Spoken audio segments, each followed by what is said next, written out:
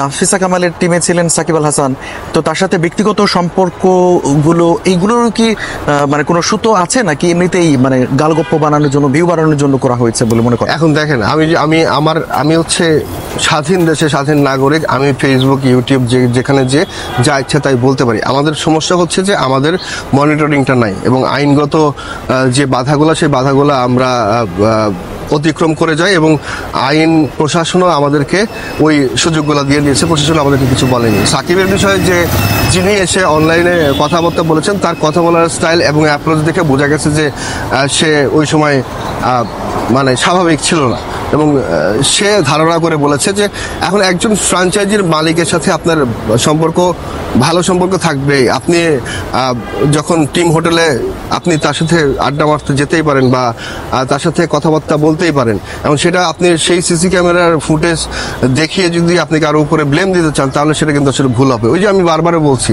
যে হ্যাঁ, যদি আপনার কাছে পর্যাপ্ত তথ্য প্রমাণ থাকে, তাহলে সেই ক্ষেত্রে আপনি এসে এটা জোরালো একটা ভয়েস তুলতে পারেন। আদারওয়াইজ আমার কাছে মনে হয় এইসব বোগাস। আচ্ছা, তাহলে ভবিষ্যতে আমাদের যে খেলোয়াড়রা রয়েছে জাতীয় দলের বা অন্যান্য যারা রয়েছেন, তাদেরকে নিয়ে সংবাদের ক্ষেত্রে নিশ্চয় সাংবাদিকরা আরেকটু সজাগ থাকবেন। সেটা তো সজাগ থাকা অবশ্যই প্রয়োজন। কারণ হচ্ছে যে প্রথমে আমাদের দেখতে হবে যে আমাদের দেশের কথা চিন্তা করতে হবে, যে আমাদের জাতীয় দলে যারা প্রতিনিধিত্ব করে, তারা কিন্তু বাংলাদেশকে প্রতিনিধিত্ব করে, এবং তাদের নামে হুট করে আপনি যা তা বলে দিতে পারবেন না। এবং একজন প্রফেশনাল ক্রীড়া সাংবাদিক হিসেবে এবং একজন প্রফেশনাল সাংবাদিক হিসেবে আপনার কাছে কিন্তু ওইটা মানুষ আশা করে না। কারণ আপনি গুজব ছড়ানোর জন্য ইন্ডাস্ট্রিতে কাজ করেন না, আপনি কাজ করেন মানুষকে সঠিক তথ্যটা তার কান পর্যন্ত পৌঁছায় দিতে। এখন মানুষ যখন ভালো তথ্যর চাইতে গুজব বেশি পাবে, তখন কিন্তু আপনাকে আর বিশ্বাস করবে না।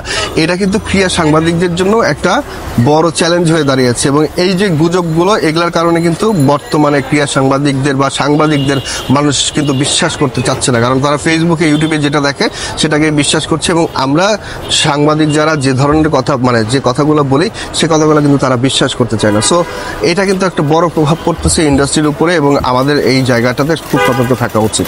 এবং যে সমস্ত নিউজ পোর্টাল বা টেলিভিশন চ্যানেল এই ধরনের কাজ করতে চায়, তাদের কিন্তু সতর্ক থাকা উচিত। কারণ তাদের কারণে ইন্ডাস্ট্রির বাকি যারা আছে তারাও কিন্তু প্রভাবিত হচ্ছে, এবং তাদের উপরে একটা ব্যাড ইম্প্যাক্ট পড়ছে। আস্থাহীনতার জায়গা তৈরি হচ্ছে। আস্থাহীনতার জায়গা তৈরি হচ্ছে।